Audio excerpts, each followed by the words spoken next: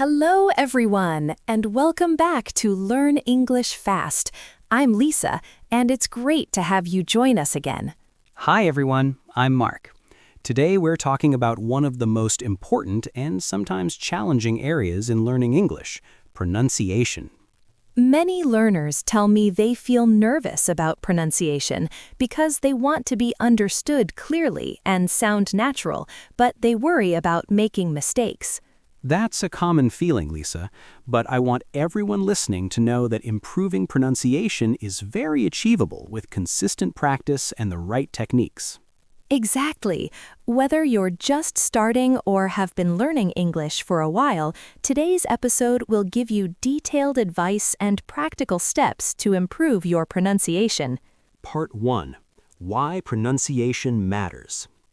Lisa, can you explain why pronunciation is so important for English learners? Why should people pay special attention to it? Sure, Mark. Pronunciation is the foundation of clear communication.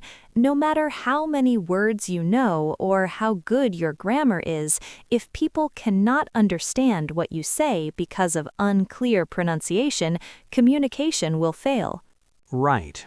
I've talked to many English learners who have great vocabulary, but their message gets lost because they mispronounce key words or don't stress the right syllables. Also, good pronunciation helps you sound more natural and confident. People often feel more comfortable talking with you when they understand your words easily. And it's not just about being understood. Clear pronunciation also boosts your confidence, encouraging you to speak more often, which leads to faster learning. Exactly.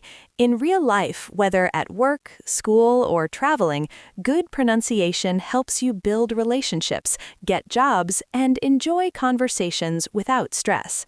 So, pronunciation really is key to both understanding and being understood. Part 2. Common pronunciation challenges. Many learners struggle with certain English sounds that don't exist in their native language. Mark, can you share some common pronunciation challenges? Certainly. One of the most common is the TH sound, which appears in words like think and this. This sound is difficult because it requires placing your tongue between your teeth, which isn't common in many languages. Yes, and sometimes learners substitute it with a T or D sound, which can change the meaning of words or confuse listeners. Another challenge is word stress. English words often have one or two syllables that are stressed, meaning they are pronounced louder, longer, or at a higher pitch than other syllables. For example, in the word photograph, the stress is on the first syllable, photograph, but in photography, it shifts to the second syllable, photography. Incorrect stress can make words hard to recognize. Sentence stress is another challenge. In natural English, not all words are stressed equally. Content words like nouns, verbs, and adjectives are stressed, while function words like the, and, or to are usually weaker.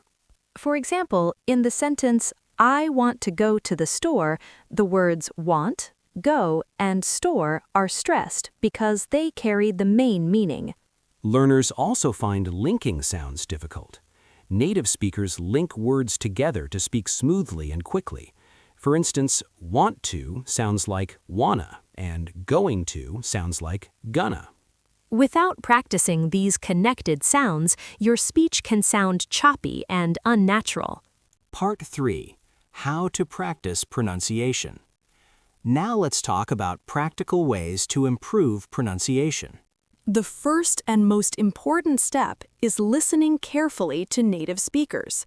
This means watching movies, listening to podcasts or songs, and focusing on how they pronounce words.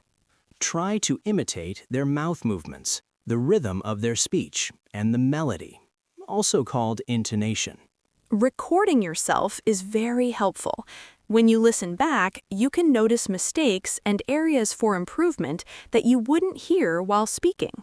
Use online dictionaries like Cambridge or Oxford, which have audio examples. Listen to how words are pronounced and repeat them several times.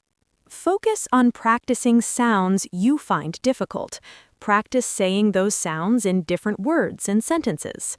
Make pronunciation practice a daily habit. Even 10 minutes each day can lead to big improvements over time. Part 4. Practice with tongue twisters. Tongue twisters are a fun and effective way to train your mouth muscles and improve pronunciation. Yes, they challenge you to pronounce similar sounds quickly and clearly. Here's a classic one to try. She sells seashells by the seashore. Start slowly, making sure every sound is clear. Then try this one.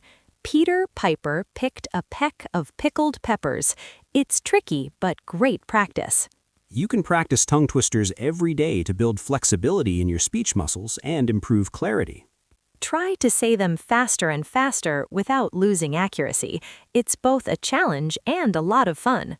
Part 5. Pronunciation tips for better speaking. Here are some important tips for improving pronunciation in your daily speaking. Remember, English is a stress-timed language. That means the rhythm depends on stressed syllables. Practice speaking with the natural rhythm and stress.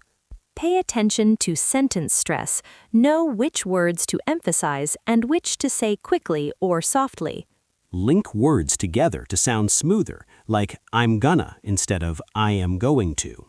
Don't worry too much about having an accent. It's okay to have one. The goal is to be clear and understandable. Practice shadowing. Listen to a short sentence from a native speaker and try to speak at the same time, copying their pronunciation, rhythm, and intonation. Part 6. Lisa and Mark's pronunciation practice. When I started learning English, the R sound was very difficult. I would sometimes pronounce it like an L or leave it out completely. I had the same problem. I found that listening to native speakers and repeating words with the R sound helped me improve. Recording myself speaking helped me hear the mistakes I didn't notice before. Practicing with friends who could gently correct me was very valuable. Sometimes we laughed about our mistakes, which made learning fun and less stressful. The key is patience and regular practice.